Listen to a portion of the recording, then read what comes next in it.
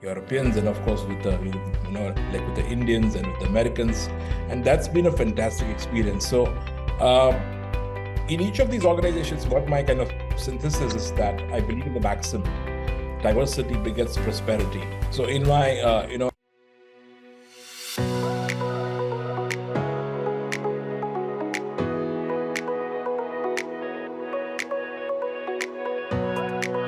Hello, ladies and gentlemen. Welcome to the esteemed FaceTime with Leaders, an initiative by World Development Corporation.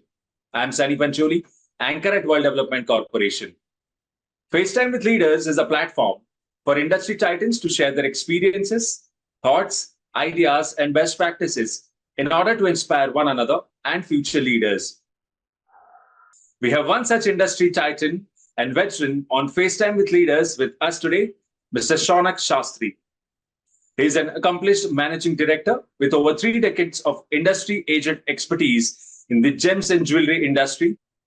In his current role as a general manager at the International Gemological Institute in Dubai, he continues to demonstrate strategic leadership and operational excellence, propelling the organization towards sustained growth and success. Welcome to FaceTime with Leaders, Mr. Shastree. Thank you, and wonderful to be on this host, Sunny, and I am really honored with this opportunity, and it's really nice to be here. So you would like me to speak a little bit about myself? Yes, please. Wonderful. So as I reflect back on my sort of career in the past 3 decades, at the risk of sounding a bit immodest, I would say that I do have a sense of satisfaction on the milestones achieved and the challenges which I've overcome. So I come from a very humble background, from an Indian Gujarati family from Mumbai. And my childhood was tough as I lost my father when I was only about 7. So my mother raised me and my 2 elder sisters.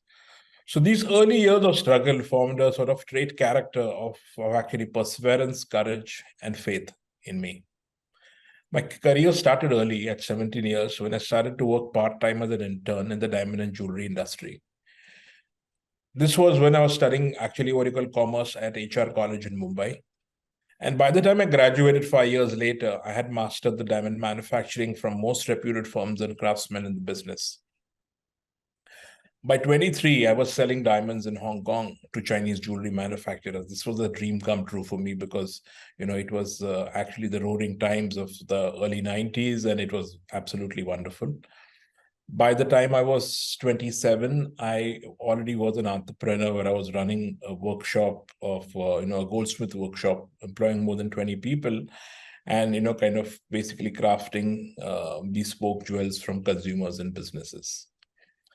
And over the past 2 decades now, I've been blessed with opportunities from the best in class in the gems and jewelry industry with, various kind of assignments and, kind of opportunities in China, Hong Kong, in India, all across, the entire country, in the US, and since the past 11 years in the Middle East. So each assignment has been very, very fulfilling than the previous one. And that's been my journey so far. That answers my first question about your career journey, important milestones, decisive professional steps, etc. All right, so moving ahead, and first of all, thank you for the excellent start to this interview. And continuing our conversations, our viewers would like to know, in your 3 decades of experience across different roles in different organizations in different countries, what are some of the most important aspects in building profitable businesses? Could you share with our audiences? Sure. Over the years, I've had, a few mentors. And one of my mentors had a very strong business philosophy, which was that, the most successful business are built by 2 things. One is people, and the second one is finance. And I believe there's a lot of wisdom in this philosophy. Now, when you talk about people, you talk about people skills, which is a fine art of people management.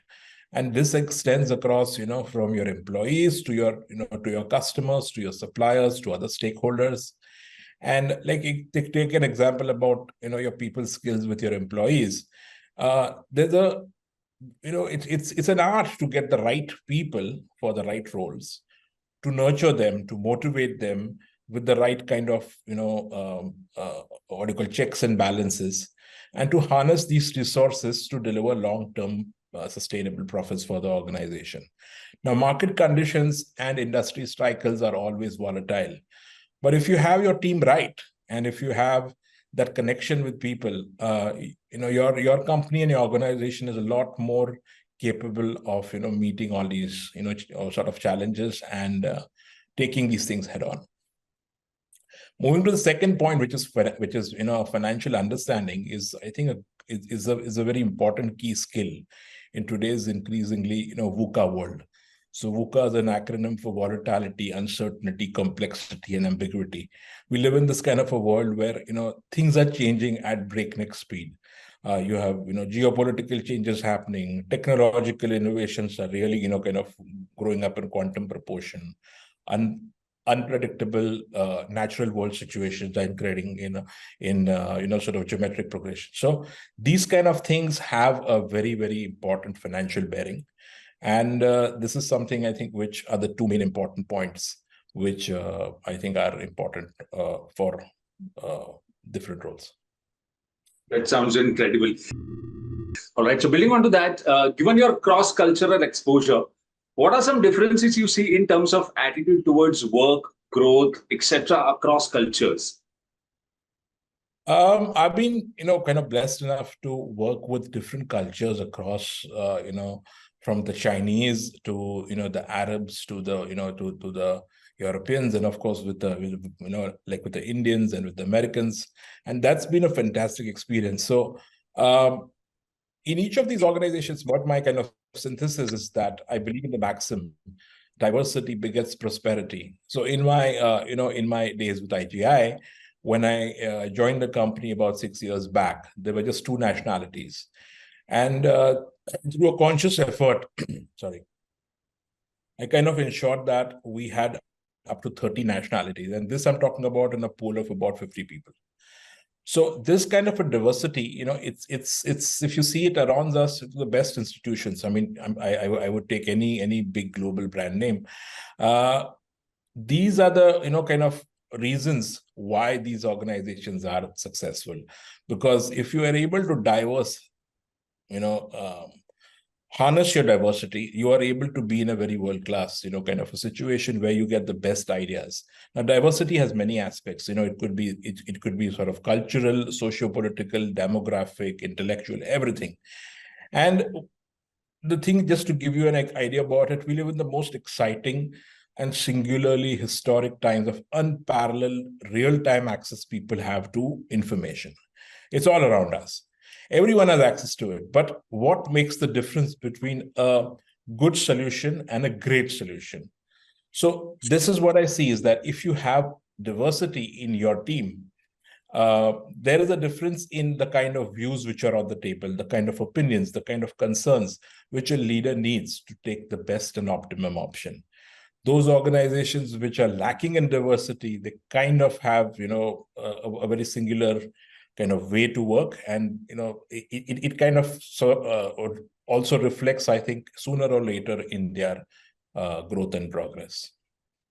Another aspect which is very intriguing when dealing with people from various sort of cultures, what I see is understanding cultural sensibilities. An excellent example of this I would like to say is that there's this book from Malcolm Gladwell. He's a very famous psychologist, where he talks about the concept of power distance in cultures, and he states that in his book is that in the 1980s there was this situation where airlines had higher sort of crashes from basically Korean crews, and when he dug a little deeper, it actually came to the front, is that in the Korean culture, there is this kind of barrier between juniors and seniors, and juniors are unable to sort of communicate to the seniors in a very kind of frank and open way, even in a very, very desperate and kind of, life-harming situations, they are not able to speak up. So this had resulted in a lot more crashes with Korean crew. Now, this is the kind of a sensibility one needs to have in an organization where you might feel everything is fine, but, if you're not listening, if you're not sort of fine-tuned to what each sort of culture is talking about, then it's something which which you need to be aware about. Rightly said, Mr. Shastri. All right. So let's move ahead now that we have discussed your career journey, your professional pursuits, roles, and responsibilities. Let's dive into the subject of ESG and corporate governance. So here is my question to you, and a very obvious one. How and when did you develop an interest in ESG and corporate governance? My academic qualifications and sort of professional experience are in the commercial and administrative aspects of the business. So the importance of ESG and corporate governance is an integral part of my thought process. We are living in a continuously, developing economic advancement around us and rapidly evolving global capital market standards, which are shaping, I think, around the world into a very similar kind of a direction. So it doesn't matter which region or which country you are located in. Today, the requirements are pretty much similar. There would be, of course, some differences, but otherwise it is something which is going to be a must-have in all, kind of a future endeavors. All right. So before we conclude our discussion on ESG and corporate governance, as an expert in ESG and corporate governance, Mr. Shastri, what values do you bring to the table? Sunny, I think a company is in the business for sustained long-term profitable growth, which is, if you see from a board's perspective, it is the actual continuous process of making choices between risks and returns. As an ESG and corporate governance expert, I think I look at myself as a growth enabler, and with an ability to identify risks in opportunities and returns in threats. Now, these are, kind of some things which you need to be aware about, and you need to have, those kind of views in the boardroom. So singular purpose I see of an independent director is in basically protecting shareholder value. So this needs a strategic business understanding, analytical skills, and traits like, I think, courage and integrity, which are my key strengths. Great. All right. So, Mr. Shastri, let's move ahead and let's discuss technology and its impact on your professional landscape. So, here is my question to you. What are some of the most remarkable changes you have seen in your field with changes in technology, that is part A?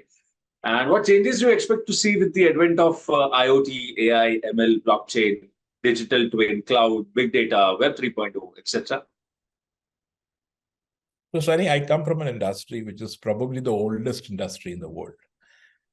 Gems and jewelry and luxury have been around, I think, humanity since millennia. So this is a very, very, kind of a traditional industry. It is a sort of consumer-driven industry, and it's not, I would say, technological-driven yet, but it is actually technology-enabled. The key thing, I think, in this industry, because it is more of consumer-driven, is that it is very focused on marketing ideas. So what is important in the gems and jewelry in the luxury industry is your brand image, your brand power, the actual, consumer trust people have in your business or in your brand, the heritage which is there. A lot of it also is, of course, kind of linked to your development of the product and the styling. Like, to give you an example, if you see a beautiful Bulgari necklace, you don't need to, kind of go and ask. You would know it's a Bulgari. So these are kind of signature products which the luxury and the jewelry industry have. Technology is an enabler in this industry as businesses are increasingly adapting to newer trends. So we have omni-channel marketing, which is very important. E-commerce is slowly coming up in this. Media communication strategy is, I think, more and more important because of, what the actual changes. Social media marketing is, again, a very, very important thing. But all these are kind of, enablers on a technology level, whether it be, like the other things what you mentioned about is, AI, blockchain. All these are, I would say, avenues which companies would use in the future, but it would be kind of technology enablers and not technology driven. It's a highly fragmented sort of industry globally as such. It employs millions of people, across in so many countries. And the future increasingly looks like there would be a certain amount of consolidation vertically and horizontally. And this would be through either alliances or acquisitions, but we have to see how it goes. Absolutely. Mr. Shastree, thank you for sharing such amazing insights into different subjects. So this brings us to the last question of the session. We are building a community of industry magnates. The move is meant for cross-pollination of knowledge and building a knowledge-sharing community of corporate giants and industry experts. So what are your thoughts about these initiatives taken by Mr. Zishan Pathan, Mr. Havel Mehta, and the team of World Development Corporation? So first of all, I would like to really thank the team, Mr. Zishan Pathan and Mr. Havel Mehta, and the entire team at World Development Corporation for making this initiative. I think it's a very important thing needed, because I think there is a paucity of, kind of institutional approach to developing and kind of spreading the message about corporate governance, which is something which is very important. We all are basically professionals, I think, when you're sitting on this table with the kind of decades of experience normally behind us. And I think a network of this is something which I think which adds a lot of value today to different individuals. Like, I know a lot of things in my industry, but maybe I don't know anything much about some other industry. Maybe it could be pharmaceuticals, maybe it could be, footwear or kind of those kind of things. So I think this kind of actual platform which is there is excellent for, industry networking. That's number one. And also kind of setting the standards and benchmarks for corporate governance, for things what an independent director or anybody who is, aspiring for the C-suite needs to know. And, most people have kind of done their academics maybe a long time back in their, kind of history. But being constantly in touch with, I think, this kind of environment where you get to learn every day new things, and somebody can, kind of give it to you synthesized in a very, very, nice and precise way, I think is very important. So I think I'm all thankful for this. And I think it's going to be really growing well and flying high. Great, Mr. Shastree. It was fantastic conversing with you, and I'm confident that your insights will inspire future leaders. Thank you once again for joining us today, and we wish you the best for your future endeavors. Thank you, Sunny. It was a real pleasure talking to you. Likewise, sir. Have a nice day.